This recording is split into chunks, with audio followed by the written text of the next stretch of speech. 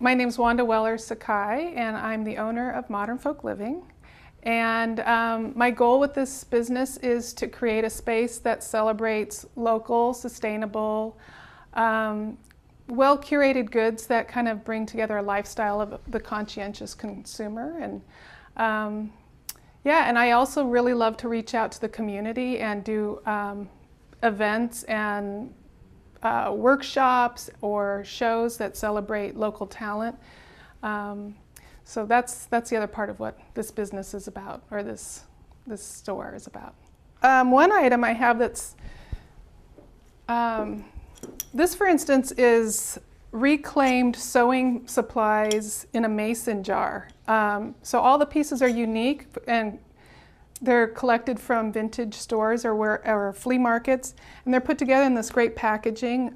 This comes from a maker in Canada actually, but she's super conscientious about reusing it. She also does, these are reused handkerchiefs that have been cleaned and they say "bless you" embroidered on them. So she's somebody I've sought out that I think is just doing wonderful things. And then these I just got in are from a local designer down in Ventura. This is all organic muslin, and these are tea towels that she hand prints in her own studio down in Ventura. So there's supporting a local business. I am a big believer in that. I worked at Patagonia for 8 years, and a huge part of what we were always looking at is how to be as resourceful and sustainable in what we did. And interestingly enough, one of the projects we did at the company was open to all the departments, was to do a recycled art project. And it was taking things that could be used or repurposed in the company. What one group did a dress made out of the reused gift cards, because they were just being disposed of, they weren't being reused. And just showing how much waste was going into that, and after that effort, they decided to repurpose all gift cards.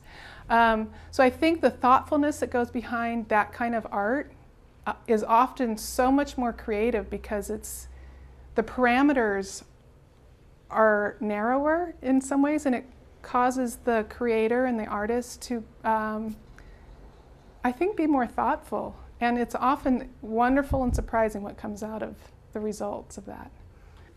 I think people can always learn. I think there's definitely this whole greenwashing phenomenon that people are a little bit suspect of. But when it comes in the form of art, you're seeing it through different eyes. It's not being preached, it's just being shared through a visual context.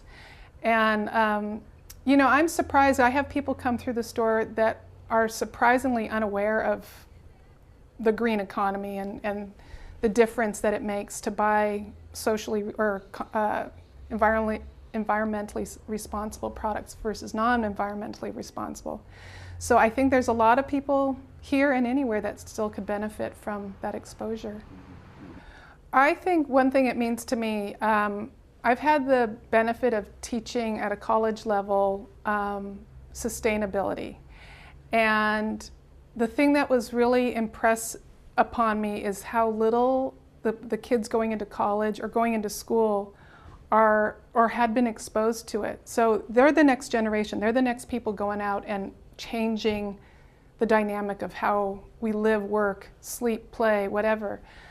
And I think it's so important to show the range of how recyclability could be applied, because art for a child is exciting, it's fascinating. For an adult, it might be a different application. So I think art can speak to all ages, all levels, and share the possibilities of what trash can be. And so I think in that regard, it's really an important thing to continue doing and not just put it away, out of sight, out of mind.